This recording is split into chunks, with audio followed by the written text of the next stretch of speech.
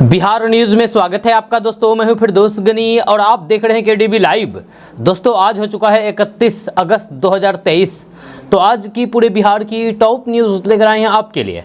दोस्तों वीडियो शुरू करने से पहले आपको बता दें कि अगर आप नए आए हैं इस चैनल पर तो फिर चैनल को सब्सक्राइब करके बेल आइकन को प्रेस कर दीजिए और साथ ही वीडियो को लाइक कर दीजिए, अपने दोस्तों के साथ शेयर भी कीजिए।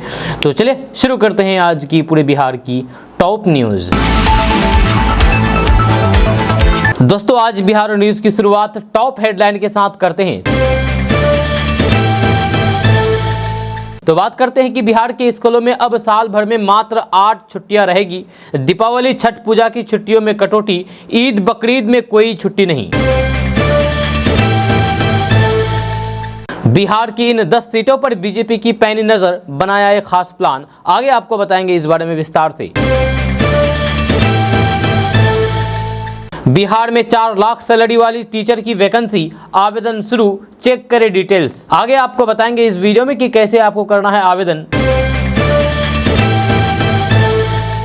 बिहार बीजेपी अध्यक्ष सम्राट चौधरी को मिली जड़ श्रेणी की सुरक्षा, इन नेताओं की भी बड़ी सिक्योरिटी।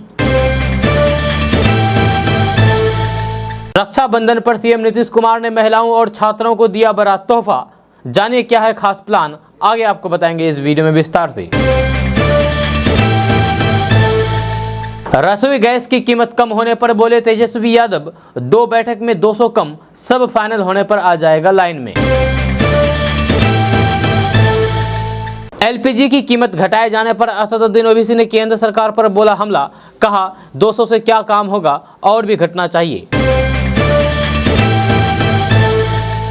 मेरी हर बहन खुश रहे, रक्षाबंधन पर सिलेंडर के दाम कम होने के बाद बोले पीएम मोदी। चांद पर मिले ऑक्सीजन के साथ इन पदार्थों के होने के सबूत, इसरो ने दी बड़ी जानकारी। बिहार के स्कूलों में रक्षाबंधन समेत 12 छुट्टियां खत्म, नीतीश सरकार के फैसले से भारी आक्रोश, बीजेपी ने बोला करा हमला। बिहार में रक्षाबंधन पर महिलाएं छात्राएं करेगी मुफ्त बस यात्रा, नीतीश सरकार ने दिया बड़ा तोहफा। बिहार के इस गांव में प्याज नहीं निकाल पाता किसी के आंसू, लोगों को महंगाई की भी टेंशन नहीं, जाने क्यों, आगे आपको बताएंगे इस वीडियो में विस्तार से। 9 साल में एलपीजी के दाम में 185% बढ़ाए और फिर 17% घटाए, कांग्रेस ने सरकार को घेरा, बोला जोरदार हमला। क्या है मोदी सरकार की उज्ज्वला योजना, कितने रुपए कमाने वालों को मुफ्त मिल सकता है सिलेंडर, जाने कौन है पात्र, आगे आपको बताएंगे इस वीडियो में विस्तार से। स्कूलों में त्योहारी छुट्टी कटौती करके नीतीश सरकार घिरा, बीजेपी ने बोला हमला। सुशील कुमार मोदी ने कहा बिहार सरकार के शिक्षा विभाग ने छुट्टियों में भारी कटौती करके अपने हिंदू विरोधी एजेंडे को दिखा दिया। केवल प्लास्टिक कप ही नहीं बल्कि पेपर कप का इस्तेमाल भी सेहत के लिए हानिकारक, अध्ययन में हुआ खुलासा, आगे आपको बताएंगे इस बारे में विस्तार से। कांग्रेस में शामिल होना चाहते हैं बीजेपी के कई विधायक, कांग्रेस नेता ने किया बड़ा खुलासा। बिहार में बनी हुई कमजोर मानसून की स्थिति, उमस भरी गर्मी से अधिकतम तापमान में बढ़ोतरी। सुबह सुबह निगरानी विभाग की टीम ने रंगे हाथ लिपिक को किया अरेस्ट, सदर अस्पताल से जुड़ा है मामला, आगे आपको बताएंगे इस बारे में विस्तार से। बिहार में केवल हिंदू त्योहारों पर छुट्टियां रद्द, नीतीश सरकार के फरमान पर भड़की बीजेपी, कहा उग्रवादियों का बढ़ेगा मनोबल। दारोगा नहीं बन पाया तो वर्दी पहन करके घूमने लगा युवक, पुलिस ने किया गिरफ्तार, जाने कैसी खुली पोल, आगे आपको बताएंगे इस बारे में विस्तार से। एक पखवाड़े में खाद्य सामग्रियों की कीमत में 25 से 30% का इजाफा, आम लोगों के लिए घर चलाना हुआ मुश्किल। दोस्तों बात करते हैं विस्तार से। तो बात करते हैं कि बिहार सरकार ने शिक्षा विभाग में कई छुट्टियों को कैंसिल कर दिया है। जहाँ स्कूलों में अब दीपावली की सिर्फ 1 दिन की छुट्टी होगी, दशहरा और दुर्गा पूजा में 3 दिन की छुट्टी होगी, छठ पूजा में भी छुट्टियां काट करके अब 2 दिन कर दी गई है। लगभग 22 दिन की छुट्टियों को मर्ज करके अब सिर्फ 8 दिन कर दिया गया है। जब बिहार के स्कूलों में अब सिर्फ चहल्लुम, अनंत चतुर्दशी, हजरत मोहम्मद साहब का जन्मदिवस, महात्मा गांधी जयंती, दुर्गा पूजा, दीपावली, भैया दूज, छठ पूजा और क्रिसमस डे पर ही छुट्टी रहेगी। आपको बता दें कि बिहार में इससे पहले स्कूलों में साल भर में 22 अवकाश थे, यानी कि छुट्टियां थी। जब बताया जा रहा है कि ज़्यादातर छुट्टियां होने से बच्चों की पढ़ाई नुकसान होती थी, इसीलिए सरकार ने इस तरीके का फैसला किया है।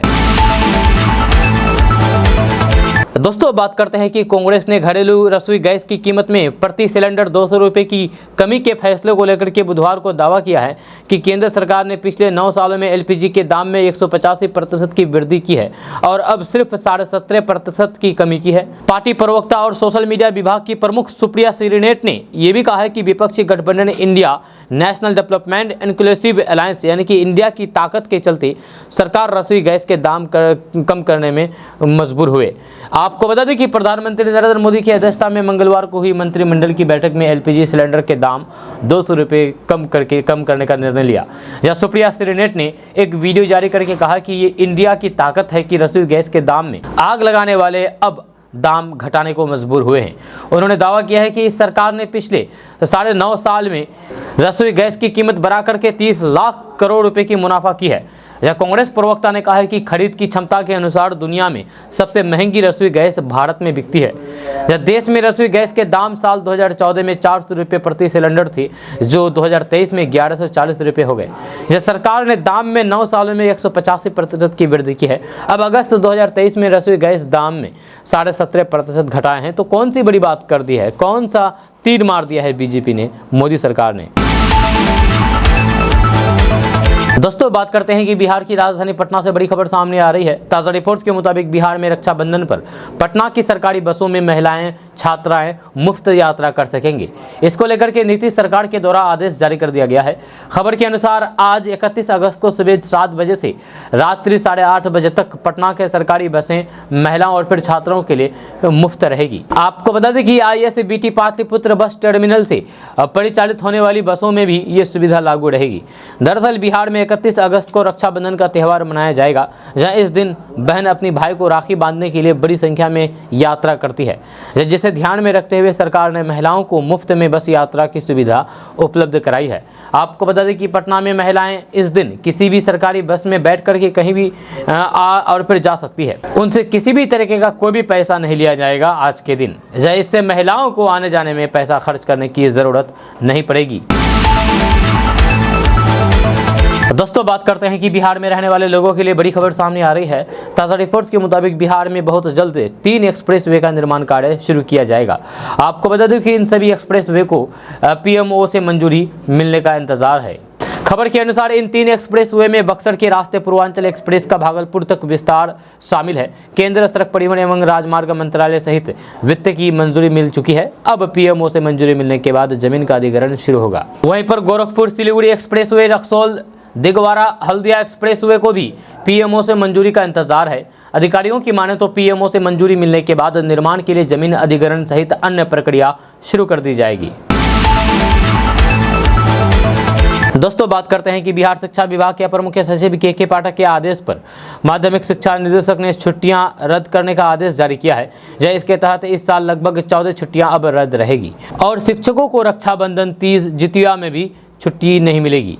वहीं दुर्गा पूजा, छठ, दीपावली, भैया दूज, गुरु नानक जयंती, चित्रगुप्त पूजा जैसे त्योहारों में भी छुट्टियों को कटौती की गई है। माध्यमिक शिक्षा निदेशक ने छुट्टियां रद्द करने का कारण बताया है कि समय समय पर परीक्षा, त्योहार, चुनाव की वजह से पढ़ाई बाधित हो रही है। ऐसे में बच्चों के हित में छुट्टियां रद्द करने का आदेश जारी किया गया है। शिक्षा विभाग के फरमान के बाद एक बार फिर से बिहार के शिक्षकों का आक्रोश भड़क उठा है और सरकार के खिलाफ सभी ने आंदोलन को चेतावनी दे दी है। वहीं भाजपा सांसद और केंद्रीय मंत्री गिरिराज सिंह ने भी नीतीश सरकार पर हमला बोला है।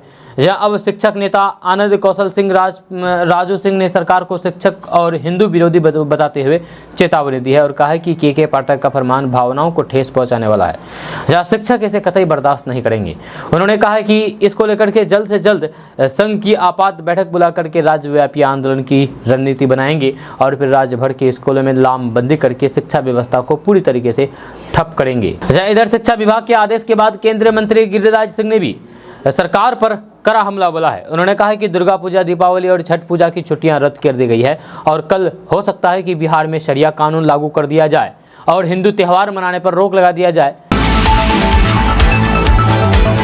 दोस्तों बात करते हैं कि बिहार में खेती करने वाले किसान डीजल अनुदान योजना के लिए 30 अक्टूबर तक आवेदन कर सकते हैं। ताज़ा रिपोर्ट्स के मुताबिक सूखे की मार झेल रहे किसानों को धान की सिंचाई के लिए सरकार के द्वारा अनुदान उपलब्ध कराया जा रहा है। खबर के अनुसार किसानों को 1 लीटर डीजल पर 75 रुपये का अनुदान दिया जाएगा। जब किसानों को धान का बिचड़ा एवं जूट की फसल के लिए अधिकतम 2 सिंचाई का प्रति हेक्टेयर 1500 रुपये का अनुदान मिलेगा। जहाँ इसका लाभ लेने के लिए आवेदन कर सकते हैं। आपको बता दूं कि 1 एकड़ में एक सिंचाई के लिए लगभग 10 लीटर डीजल की जरूरत पड़ती है, इसलिए आप 1 एकड़ के लिए अधिकतम 750 रुपये का अनुदान प्राप्त कर सकते हैं। किसानों को अधिकतम 8 एकड़ फसल की सिंचाई के लिए अनुदान मिलेगा। अगर आप इस योजना का लाभ लेना चाहते हैं तो इसके लिए आपको ऑनलाइन के द्वारा आवेदन करना पड़ेगा और आवेदन करने के लिए एक वेबसाइट की ज़रूरत पड़ेगी और ये वेबसाइट है www.onlinedbtagriculture.bihar.gov.in/diesel2324 वेबसाइट पर जाकर के ऑनलाइन के द्वारा आवेदन कर सकते हैं और डीजल अनुदान का लाभ प्राप्त कर सकते हैं। आवेदन की अंतिम तिथि के बारे में बात किया जाए तो आवेदन की अंतिम तिथि 30 अक्टूबर तक है। दोस्तों बिहार में अगर आप मछली पालन करना चाहते हैं तो फिर आप ऑनलाइन के द्वारा आवेदन कर सकते हैं।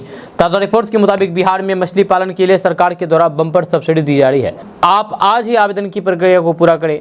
दरअसल तालाब मत्स्य की विशेष सहायता योजना के तहत बिहार सरकार मछली पालन के लिए तालाब निर्माण, बोरिंग, पंप सेट की स्थापना, शेड निर्माण आदि पर 70% की सब्सिडी दे रही है।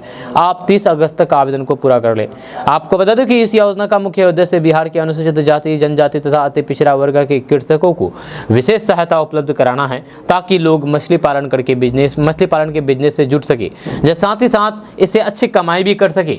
यह खबर के अनुसार तालाब मत्स्य की विशेष सहायता योजना के तहत विभाग की ओर से 10 लाख रुपए प्रति एकड़ निर्धारित की गई है, जिस पर लाभार्थी को 70% अनुदान दिया जाएगा। यह वहीं शेष राशि का वहन लाभार्थी को खुद अथवा बैंक ऋण लेकर के करना होगा। दोस्तों बात करते हैं कि केंद्र सरकार ने मंगलवार को बड़ा ऐलान किया है। सरकार ने रक्षाबंधन के मौके पर घरेलू एलपीजी सिलेंडर के दामों में 200 रुपये तक की कटौती की है। जब केंद्र कैबिनेट ने जनता के हित में ये निर्णय लिया है। इस फैसले से आम जन खुश हैं या नहीं ये तो नहीं कह सकते, लेकिन इसके साथ ही कैबिनेट समिति ने उज्ज्वला योजना लाभार्थियों के लिए बड़ा ऐलान कर दिया है। जब प्रधानमंत्री उज्ज्वला योजना के लाभार्थियों को अब प्रति सिलेंडर 200 रुपये की अतिरिक्त सब्सिडी दी जाएगी। पीएम मोदी ने इस ऐलान के बाद ट्वीट किया। पीएम मोदी ने ट्वीट करके कहा कि रक्षाबंधन का पर्व अपने परिवार में खुशियां बढ़ाने का दिन होता है। यह गैस की कीमतों में कटौती होने से मेरे परिवार की बहनों की सहूलियत बढ़ेगी और उनका जीवन और आसान होगा। मेरी हर बहन खुश रहे, स्वस्थ रहे, सुखी रहे, ईश्वर से यही कामना है। वहीं पर केंद्रीय पेट्रोलियम एवं प्राकृतिक गैस मंत्री हरदीप सिंह पुरी ने कहा है कि पूरा देश इस फैसले का गर्मजोशी से स्वागत कर रहे हैं। जब लोगों को सिलेंडर की कीमतों में 200 रुपये की कमी मिलेगी, या इससे सिलेंडर की कीमतें 1100 रुपये से घटा करके 900 रुपये हो जाएगी। ये राजनीति से प्रेरित नहीं है, ये नागरिकों के प्रति सच्ची भावना से प्रेरित है। ये एक भाई का अपने बहनों को उपहार है। दूसरी ओर गृह मंत्री अमित शाह ने इस फैसले को जल कल्याणकारी बताया है। उन्होंने कहा है कि मोदी जी ने रक्षाबंधन और फिर ओणम के पावन अवसर पर देश की माताओं बहनों के लिए घरेलू सिलेंडर पर 200 रुपये की सब्सिडी को मंजूरी दी है। इस फैसले से उज्ज्वला योजना के तहत मिलने वाले गैस सिलेंडर की कुल सब्सिडी अब 400 रुपये हो जाएगी। अमित शाह ने ट्वीट में आगे कहा कि इससे बदलते वैश्विक परिदृश्य के कारण बड़ी महंगाई से जनता को राहत मिलेगी। साथ ही कैबिनेट ने 75 लाख नए उज्ज्वला कनेक्शन को भी मंजूरी दी है, जिससे गरीब और फिर ज़रूरतमंद माताओं को धुएं के अभिशाप से मुक्ति मिलेगी। दोस्तों बात करते हैं कि बिहार के मुख्यमंत्री नीतीश कुमार तुष्टिकरण की राजनीति की प्रकाष्ठा पार कर चुके हैं। यही कारण है कि चुन चुन करके हिंदुओं की छुट्टियों को रद्द किया जा रहा है। सीएम नीतीश कुमार पर यह गंभीर आरोप मैं नहीं बल्कि भाजपा ने लगाया है। जी हां, भाजपा नेता और बिहार विधानसभा में नेता प्रतिपक्ष विजय कुमार सिन्हा ने सरकारी स्कूलों में तीज, ज्योतिया, विश्वकर्मा पूजा, श्री कृष्ण जन्माष्टमी, गुरु नानक जयंती जैसे कई व्रत त्योहारों पर छुट्टियां रद्द करने की शिक्षा विभाग के आदेश की आलोचना की है। उन्होंने कहा है कि सीएम नीतीश कुमार को जवाब देना चाहिए कि हिंदुओं की छुट्टियां रद्द क्यों हो रही है। केवल तुष्टिकरण की राजनीति के लिए ये सब किया जा रहा है। उन्होंने कहा है कि बिहार में आए दिन शिक्षा विभाग के नए नए आदेश से शिक्षकों की आवाज़ दबाई जा रही है। बिहार के विद्यालयों को चरवाहा विद्यालय की ओर क्यों लौटाया जा रहा है। शिक्षा विभाग अपने सचिव के माध्यम से शिक्षकों को अपमानित कर रही है, जो उन्हें कानून के शिकंजे में लाकर के उनकी आवाज को दबाई जा रही है, उन्हें अपमानित किया जा रहा है। विजय सिन्हा ने कहा है कि सरकार का नियोजित शिक्षकों के साथ वही अमर्यादित व्यवहार है। अब ऐसे ऐसे फरमान जारी किए जा रहे हैं जिससे शैक्षणिक वातावरण खराब हो रहा है। शिक्षकों की छुट्टी रद्द करने का फरमान उन्हें हतोत्साहित और फिर अपमानित करेगा। उन्होंने सवाल किया है कि विद्यालय के अंदर भवन नहीं है, शौचालय नहीं है, पेयजल की व्यवस्था नहीं है, लेबोरेटरी नहीं है, लेकिन उनकी चिंता बिहार सरकार को नहीं है या इसे बेहतर करने की सरकार की कोई भी मंशा नहीं है। या शिक्षा विभाग के सचिव का इस पर ध्यान नहीं जाता है। उल्टे कभी शिक्षकों की कुर्सी हटा दी जाती है तो कभी अन्य तरह से प्रताड़ित किया जा रहा है। जहाँ उन्होंने मांग की है कि शिक्षकों की जो निर्धारित छुट्टियां हैं उसे बरकरार रखा जाए। हिंदुओं की छुट्टियों को रद्द करना तुष्टिकरण है, ये बिहार की बर्बादी का सबसे बड़ा कारण है। दोस्तों, बिहार में एक शख्स को दारोगा बनने की ऐसी ललक चढ़ी कि जब उसे नौकरी नहीं मिली तो फिर फर्जी दारोगा बन करके घूमने लगा। जब उसने 2019 बैच की बिहार पुलिस दारोगा का रिजल्ट आने के बाद दारोगा का रूप धारण कर लिया। इसके बाद वह बीते 4 साल से राज्य की यानी कि बिहार के अलग अलग शहरों में फर्जी दारोगा बन करके रहने लगा। लेकिन सच कब तक छिपा रहता है, मंगलवार को इसकी पोल खुल गई है और पुलिस ने सुल्तानगंज के श्रावणी मेला क्षेत्र से पुलिस वर्दी में उसे गिरफ्तार कर लिया है। फर्जी दारोगा बनकर के ड्यूटी करने वालों की पहचान शेखपुरा जिला के सादिकपुर जियानाबासिया निवासी रोशन कुमार के रूप में हुई है। मंगलवार को लंबी पूछताछ के बाद पुलिस ने रोशन कुमार को न्यायिक हिरासत में भेज दिया है। इस मामले में विधि व्यवस्था डीएसपी डॉक्टर गौरव कुमार ने बताया है कि रोशन कुमार श्रावणी मेला के दौरान एक बार पहले भी आया था, जब उसके बाद 27 अगस्त को आया और 28 अगस्त की सुबह ब्लॉक गेट से उसे गिरफ्तार कर लिया गया। गिरफ्तार फर्जी दारोगा के मोबाइल से कई संदिग्ध बातें मिली है। जब डीएसपी ने बताया है कि उसके सारे कारनामे के खुलासे किए जा रहे हैं। गिरफ्तार रोशन कुमार द्वारा पहले सिपाही बनकर के कई जिलों में ड्यूटी करने की जानकारी मिली है। कटिहार जिला बल सिपाही संख्या 302 का एक आईडी कार्ड भी फर्जी दारोगा के पास से बरामद हुआ है। जब इसका सत्यापन किया गया तो फिर कटिहार जिला पुलिस बल में यह सिपाही संख्या महिला सिपाही के नाम से अंकित पाया गया। दोस्तों, बात करते हैं कि बढ़ती महंगाई और फिर खाद्य पदार्थों की कीमतों में वृद्धि से लोग परेशान हैं। सरसों तेल, रिफाइन, आटा, दाल, चावल और चूरा समेत अन्य खाद्य सामग्रियों के दाम में उछाल ने घरेलू बजट को बिगाड़ दिया है।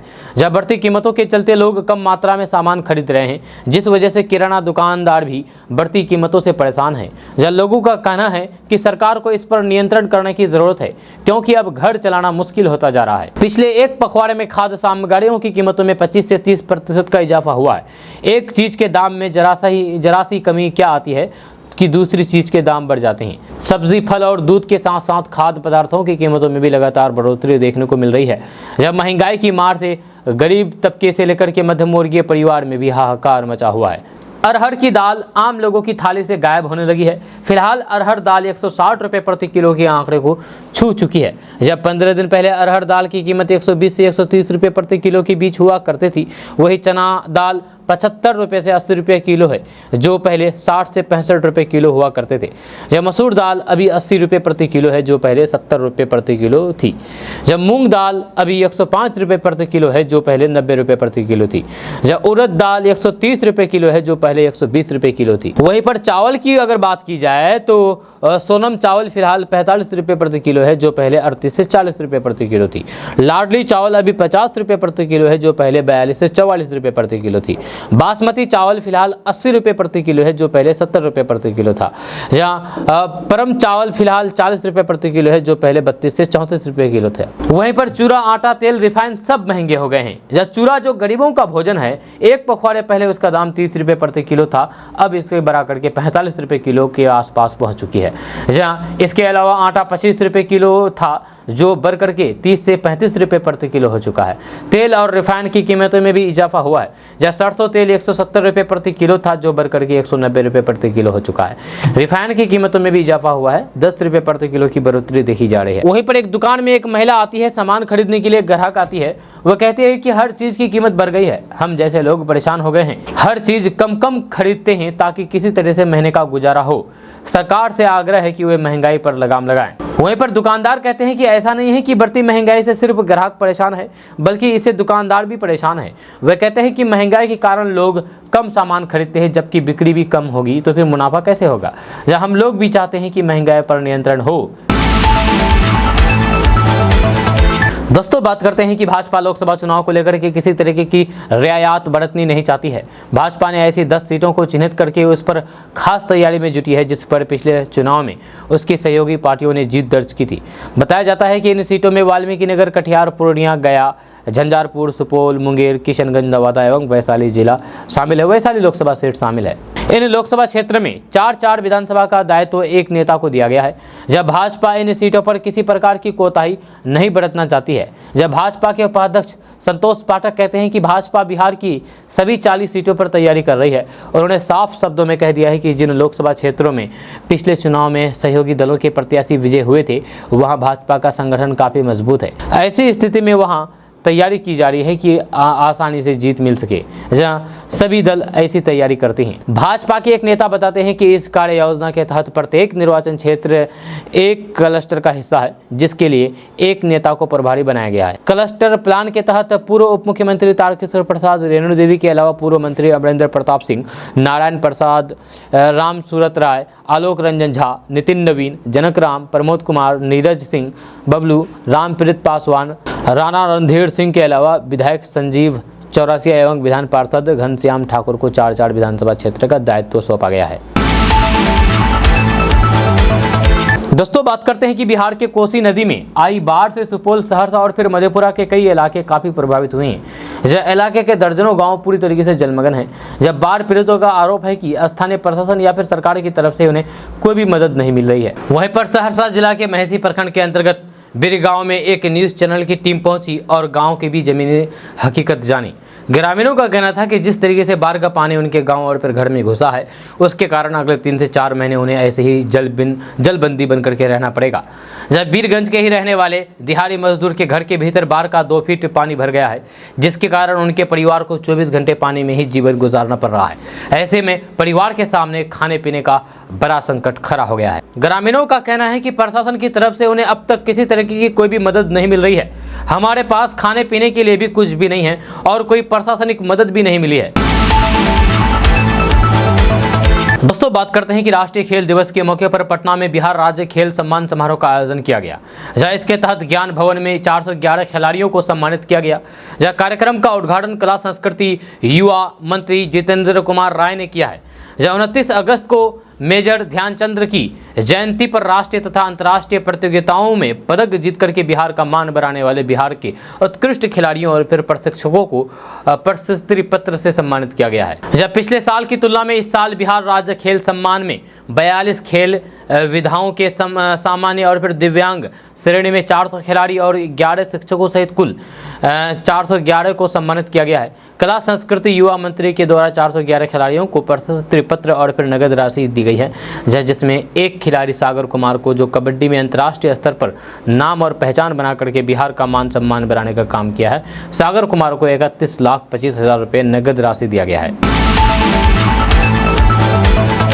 दोस्तों बात करते हैं कि बिहार में जातिगत जनगणना पर केंद्र ने दायर अपने हल्फनामे को कुछ ही घंटों में वापस ले लिया है।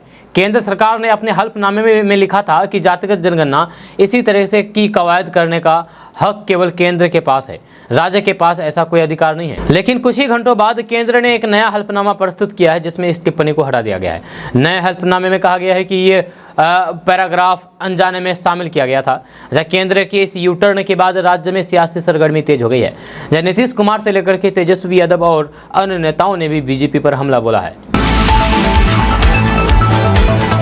दोस्तों बात करते हैं कि नीतीश कुमार के इस बयान को लेकर के सियासत गर्म है कि वे कुछ भी नहीं बनना चाहते हैं। इंडिया अलायंस के सूत्रधार माने जाने वाले नीतीश कुमार के इस बयान पर तंज कसते हुए जन सुराज के सूत्रधार प्रशांत किशोर उर्फ पीके ने सवाल खड़ा कर दिया है। प्रशांत किशोर ने कहा है कि नीतीश कुमार के पास ना दल बचा है ना इमेज, उन्हें संयोजक कैसे बनाया जाए। प्रशांत किशोर ने कहा है कि जहां तक विपक्षी एकता से संदर्भ में नीतीश के प्रयास का सवाल है, उनकी अपनी हालात इतनी खराब है जिनका अपने राज्य में अपना पैर रखने तक का ठिकाना नहीं है, तो फिर वे देश के स्तर पर क्या भला करेंगे। प्रशांत किशोर ने कहा है कि अगर आप ऑर्डर में देखें तो फिर सबसे बड़ी पार्टी कांग्रेस है, जब उसके बाद तृणमूल कांग्रेस उसके बाद डीएमके जो पूरे राज्य जीत करके बैठे हैं। इनके पास 20-20, 25-25 एमपी है, वह अपने राज्यों में जीतने का दावा कर सकते हैं। नीतीश कुमार के पास कुछ है ही नहीं, ना दल बचा है और ना इमेज बचा है, तो फिर किस आधार पर उनको संयोजक बना दिया जाए। जब आप कर्नाटक, तमिलनाडु, बंगाल में जाकर के देखिए भला कौन नीतीश कुमार की चर्चा वहां पर कर रहा है। आपको बता दें कि आज 31 अगस्त और कल 1 सितंबर को आयोजित इंडिया गठबंधन की बैठक से पहले बिहार के मुख्यमंत्री नीतीश कुमार ने कहा कि उनकी कोई भी इच्छा नहीं है कि वे इंडिया अलायंस का संयोजक बने। अब इसको लेकर के सियासत तेज हो गई है और लोग वार पलटवार करना शुरू कर दिए हैं, नेता लोग। दोस्तों बात करते हैं कि केंद्र सरकार ने घरेलू उपभोक्ताओं के लिए रसोई गैस की कीमतों में 200 रुपये की कटौती की। जहाँ पटना में अभी बिना सब्सिडी वाले सिलेंडर की कीमत 1201 रुपये है, जहाँ अब 200 रुपये कम होने पर 901 रुपये सिलेंडर ले सकेंगे। इसी बीच कीमत कम होने पर बिहार के डिप्टी सीएम तेजस्वी यादव ने इसे इंडिया गठबंधन का दबाव बताया है। तेजस्वी यादव ने कहा है कि ये दबाव है। दूसरी बैठक के बाद उन्होंने कीमतों में 200 रुपये की कटौती कर दी है। अब जब कुछ फाइनल हो जाएगा तब आप ताकत देखेंगे। जब राष्ट्रीय जनता दल प्रमुख लालू प्रसाद यादव अपने बेटे और फिर बिहार के उप मुख्यमंत्री तेजस्वी यादव के साथ मंगलवार की शाम मुंबई पहुंचे। 31 अगस्त से 1 सितंबर को होने वाले इंडिया गठबंधन की तीसरी बैठक में शामिल होने के लिए उन्होंने मुंबई पहुंचे। जब तेजस्वी यादव ने ट्वीट करके लिखा है कि इंडिया जनता की शान है, इंडिया की जनता की जान है, इंडिया की लोकप्रियता और फिर जनहित के मुद्दों से घबरा करके 9 साल जनता को लूटने वाली मोदी सरकार ने घरेलू गैस सिलेंडर में कुछ कटौती की है। देखते जाइए, इनसे पेट्रोल, डीजल और फिर खाद्य पदार्थों के दाम में भी कमी आएगी, जब पूंजीपतियों को देश बेचने से भी बचाएंगे। उधर बंगाल की मुख्यमंत्री ममता बनर्जी ने भी ट्वीट करके कहा है कि ये इंडिया गठबंधन की ताकत है, जब 2 महीने में 2 बैठक और एलपीजी सिलेंडर के दाम 200 रुपये कम हो गए हैं। आपको बता दें कि मंगलवार को मोदी कैबिनेट की बैठक के बाद केंद्रीय मंत्री अनुराग ठाकुर ने बताया है कि सभी उपभोक्ताओं के लिए गैस सिलेंडर के दाम 200 रुपये कम कर दिए जाएंगे। 200 रुपये गैस सिलेंडर में कम होने पर अब सियासी बवाल आ गया है, लोग एक दूसरे पर वार पलटवार कर रहे हैं। दोस्तों बात करते हैं कि केंद्र सरकार ने कैबिनेट की बैठक के बाद गैस सिलेंडर की कीमतों में कटौती की है। हालांकि ऑल इंडिया मजलिस इत्तेहादुल मुस्लिमीन यानी कि AIMIM के अध्यक्ष असदुद्दीन ओवैसी इससे अभी भी संतुष्ट नहीं है। जहां उनका मानना है कि सरकार अभी ज़्यादा कीमतें ले रही है और इससे गरीबों को कोई फ़ायदा नहीं होगा। मीडिया से बात करते हुए असदुद्दीन ओवैसी ने कहा कि ये काफ़ी नहीं है, कीमतें और कम होनी चाहिए थी। ये आज भी गरीबों के लिए महंगी है, ना पेट्रोल की कीमतें कम हो रही है और ना ही डीजल की कीमतें। G20 समिट के लिए 3.5 से 4 हज़ार करोड़ रुपए खर्च किए जा रहे हैं। अगर यही पैसा गैस सिलेंडर के लिए इस्तेमाल किया गया होता तो फिर कीमत 300 रुपये तक कम हो सकती थी। वहीं LPG की कीमत में कटौती को लेकर के केंद्रीय मंत्री पीयूष गोयल ने कहा है कि आज एक प्यारे भाई के रूप में पीएम मोदी ने सभी के लिए LPG सिलेंडर की कीमत 200 रुपये कम कर दी है। ये देश की सभी बहनों के लिए लगभग रक्षाबंधन के उपहार की तरह है। जब उन्होंने ये भी घोषणा की है कि 75 लाख नए गैस कनेक्शन मुफ्त दिए जाएंगे। दोस्तों क्या जातिगत गणना के बहाने बिहार में आरक्षण का दायरा बढ़ाने की तैयारी हो रही है? इस बात का संकेत आरजेडी के राज्यसभा सांसद मनोज झा के उस बयान से मिला जो उन्होंने पटना में दिया है। जब उनके इस बयान में उन्होंने आरक्षण का दायरा बढ़ाने की ओर साफ कर दिया है। दरअसल राजद सांसद ने पटना में जातिगत गणना पर कहा है कि मंडल कमीशन की जब रिपोर्ट आई तो फिर इसका आधार 1931 की जातिगत जनगणना को बनाया गया था। इसके आधार पर मंडल कमीशन ने 52% यानी कि 3743 जातियों को चिन्हित किया गया है। इसमें 27% को आरक्षण दिया गया है क्योंकि 50% को क्रॉस नहीं करना था। जब EWS पर सर्वोच्च न्यायालय की टिप्पणी आई तो फिर ये लक्ष्मण रेखा खत्म हो गई, यानी कि 50% का बंधन खत्म हो चुका है। मनोज झा ने कहा है कि एक बहुत बड़ी आबादी को अब अपनी संख्या के अनुरूप हिस्सा चाहिए, आरक्षण की व्यवस्था चाहिए और इसके लिए एक वैज्ञानिक समकालीन आंकड़ा चाहिए। इसीलिए महागठबंधन की सरकार ने जातियों की आबादी जानने के लिए सर्वे कराया है। जाहिर है मनोज झा आरजेडी के एक वरिष्ठ नेता है और फिर उनकी बातों से आरक्षण के दायरे को बढ़ाने का साफ साफ इशारा मिलता है। हालांकि जब इस मामले पर जदयू नेता और फिर मंत्री विजय चौधरी से पूछा गया कि क्या जातिगत गणना की रिपोर्ट आने के बाद बिहार में आरक्षण का दायरा बढ़ाया जा सकता है, इस पर विजय चौधरी ने कहा है कि किस पार्टी ने इस मुद्दे पर क्या कहा है इससे कोई फर्क नहीं पड़ता है, ये काम तो बिहार सरकार को करना है। अब सवाल ये है कि बिहार सरकार क्यों करा रही है, तो ये तो बिहार सरकार के दस्तावेज में शामिल है, जो भी काम होंगे वो बिहार की जनता के लिए होंगे। विजय कुमार चौधरी ने कहा कि जब आंकड़े आ जाएंगे तो फिर आर्थिक सामाजिक तौर पर जो सबसे हाशिए पर हैं सभी जातियों के लोग के विकास के लिए काम किए जाएंगे। जातिगत गणना के बाद जो रिपोर्ट आएगी, उन आंकड़ों के बाद जो भी सरकार आएगी, उसके लिए बिहार के विकास के लिए तमाम जातियों के लिए जो सामाजिक आर्थिक तौर पर पिछड़े हैं उनके लिए कोई भी पॉलिसी बनानी आसान हो जाएगी।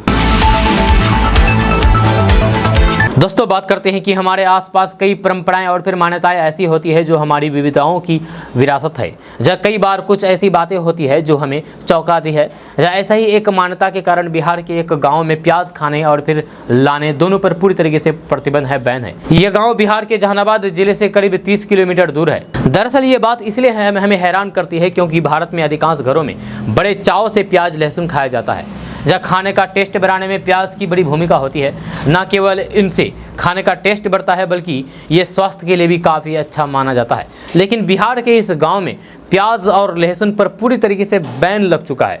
ना कोई इस गांव में प्याज ला सकता है, ना ही लहसुन ला सकता है। जहाँ बिहार राज्य के जहानाबाद जिले के इस गाँव का नाम त्रिलोकी बिघा है। जहाँ त्रिलोकी बिघा ये गांव है, यहाँ पर प्याज और लहसुन पूरी तरीके से प्रतिबंध है। यहाँ बीते कई दशकों से किसी ने लहसुन प्याज को हाथ तक नहीं लगाया है। इन दोनों को यहाँ पर नाम लेना भी प्रतिबंध है, जहाँ बल्कि कोई इसे खरीद करके घर भी नहीं लाता है। जहाँ इस गांव के लोगों ने बताया है कि प्याज लहसुन नहीं खाने को लेकर के विशेष कारण है। दरअसल इस गाँव में एक मंदिर है जिसे ठाकुरबाड़ी कहते हैं। जहाँ इसी मंदिर के देवताओं के श्राप की वजह से इन्हें प्याज लहसुन नहीं खाना है। जहाँ गांव में रहने वाली एक महिला के अनुसार कई सालों पहले एक परिवार ने इस परंपरा को तोड़ने की कोशिश की थी, जहाँ उसके परिणाम स्वरूप उसके घर में कई अनहोनियां हो गई थी। जहाँ तब से यहाँ ऐसी गलती कोई भी नहीं करता। स्थानीय लोग बताते हैं कि इस गांव में करीब 30 से 35 घर है, लेकिन कोई भी अपने घर में बनने वाले खाने में लहसुन प्याज नहीं मिलाता है। जहाँ यहाँ तक कि इसे खरीद करके घर भी नहीं लाया जाता है। जहाँ कई लोग इसे अंधविश्वास मानते हैं, लेकिन कई लोग इसे आस्था से जोड़ करके ग्राम देवता से के नाराज़ होने की बात कहते हुए प्याज खाना तो दूर छूना भी पसंद नहीं करते हैं, छूना भी नहीं चाहते हैं। जहाँ इस गांव में न सिर्फ लहसुन प्याज बल्कि मांस और शराब पर भी प्रतिबंध है। कई लोगों को जब इस गांव की अनोखी बात पता चली तो फिर उन्होंने कहा कि इस गाँव के लोगों पर प्याज के बढ़ते दामों पर कोई भी असर नहीं होता है। जाहिर है टमाटर की लाली का असर तो यहाँ भी पड़ा होगा, लेकिन प्याज के तेवर का इस गाँव के लोगों पर फर्क नहीं पड़ता। दोस्तों बात करते हैं कि जाति आधारित गणना का संपूर्ण ब्यौरा तैयार हो गया है, यह इसे किसी भी दिन जारी किया जा सकता है। इस सर्वे से जुड़े आला अधिकारियों का कहना है कि अब केवल सरकार की अनुमति का ही इंतजार कर रहे हैं। आंकड़ों के संबंध में अधिकारियों का कहना है कि फिलहाल ये पूरी तरीके से गोपनीय है। जब वही ये संकेत मिल रहे हैं कि अति पिछड़े वर्ग से जुड़ी हुई जातियों की संख्या में इजाफा हो सकता है। यह आधिकारिक तौर पर मिली जानकारी के अनुसार आधारित गणना के तहत अलग अलग जिलों की अलग अलग रिपोर्ट बनी है। इसके अलावा पूरे राज्य की एक समेकित रिपोर्ट भी तैयार हुई है। यह दोनों रिपोर्ट मुख्यालय पहुंची है। सामान्य प्रशासन विभाग से मिली जानकारी के अनुसार जिलावार जो आंकड़े तैयार किए गए हैं उनमें यह आंकड़ा भी शामिल किया गया है कि संबंधित जिले के कितने लोग बिहार के बाहर किस शहर में हैं। इस क्रम में स्किल और अनस्किल्ड का ब्रेकअप है, जब प्रोफेशनल की सूची भी अलग से की गई है। किस जिले में कितने कामकाजी महिलाएं हैं या उसकी सूचना को भी फिल्टर किया गया है। यही नहीं, संबंधित जिले की महिलाओं के शैक्षणिक स्तर का आंकड़ा भी एक क्लिक पर उपलब्ध होगा। महिलाओं की आर्थिक स्थिति क्षेत्र विशेष में कैसी है, ये सूचना भी सहज उपलब्ध होगी। जाति आधारित गणना और फिर सर्वे से जुड़े अधिकारी ने बताया है कि जिले के साथ साथ प्रखंड से जुड़े आंकड़े भी डिजिटल मोड में उपलब्ध हो जाएंगे, क्योंकि सभी आंकड़े प्रखंडवार भी सर्वर में अपलोड किए जाएंगे। इसीलिए प्रखंड स्तर पर भी पता चल सकेगा कि संबंधित इलाके में किस जाति के लोगों की कितनी आबादी है, जहाँ इससे विकास संबंधित योजनाएं बनाने में सहूलियत होगी। तो दोस्तों बात करते हैं कि रक्षाबंधन और ओणम के त्योहारों पर मोदी सरकार ने जनता को बड़ी राहत दी है। यह सरकार ने मंगलवार को गैस के दामों में 200 रुपये की कटौती का ऐलान किया, जहाँ कीमतें तत्काल प्रभाव से लागू हो गई है। मोदी सरकार के इस फैसले से जनता बेहद खुश नजर आ रही है, जहाँ वहीं विपक्ष इसे चुनावों से जोड़ करके देख रहा है।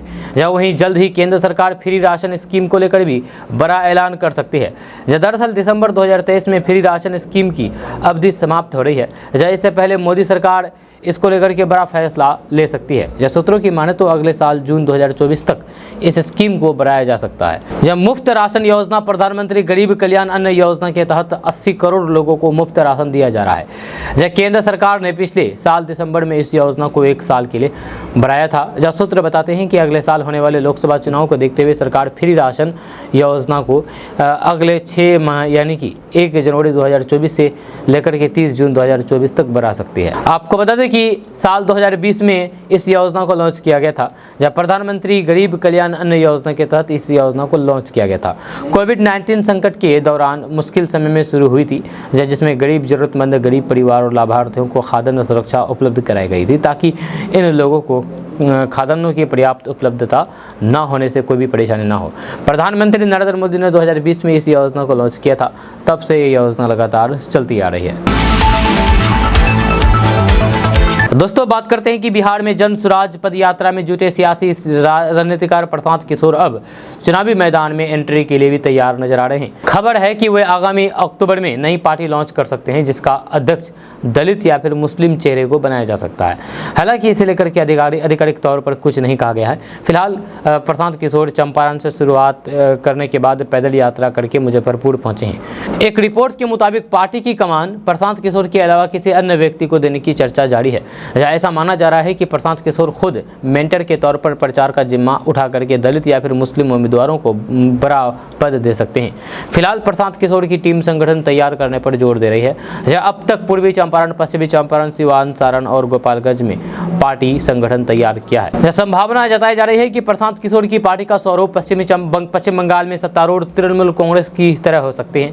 यह जिन जिलों में संगठन तैयार हो चुका है वहाँ एक सभापति, एक अध्यक्ष और करीब 10 सदस्यों की टीम तैयार की गई है। साथ ही प्रशांत किशोर प्रचार के लिए सोशल मीडिया को जरिया बना सकते हैं। रिपोर्ट्स के अनुसार सूत्र बताते हैं कि प्रशांत किशोर साल 2024 में होने वाले लोकसभा चुनाव को लेकर के बड़ी तैयारी कर रहे हैं। इसके लिए वे नई पद यात्रा का भी सहारा ले सकते हैं। साल 2023 में हुए MLC उपचुनाव में सारण शिक्षक क्षेत्र से आफाक अहमद ने जीत दर्ज की थी। महागठबंधन के उम्मीदवार आनंद पुष्कर को हराने वाले अहमद को जन स्वराज का समर्थन हासिल था।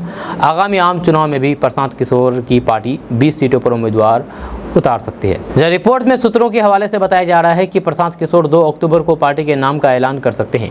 फिलहाल नाम और पार्टी के चुनाव चिन्ह पर सहमति नहीं बन सकी है, लेकिन कई नेताओं का झुकाव जन स्वराज की तरफ है। साथ ही यह भी माना जा रहा है कि चुनावी मैदान में प्रशांत किशोर की नजरें मुख्यमंत्री नीतीश कुमार और फिर डिप्टी CM तेजस्वी यादव के वोट बैंक पर हो सकती है। दोस्तों आज का न्यूज़ बस यहाँ तक। कैसा लगा आपको नीचे कमेंट बॉक्स में कमेंट करके जरूर बताइएगा। अगर आप हमारे चैनल पर नए आए तो फिर चैनल को सब्सक्राइब करके बेल आइकन को प्रेस कर दीजिए और साथ ही वीडियो को लाइक कर दीजिए, अपने दोस्तों के साथ शेयर भी कीजिए। तो चलिए मिलते हैं फिर नेक्स्ट वीडियो के साथ, तब तक के लिए जय हिंद, जय बिहार।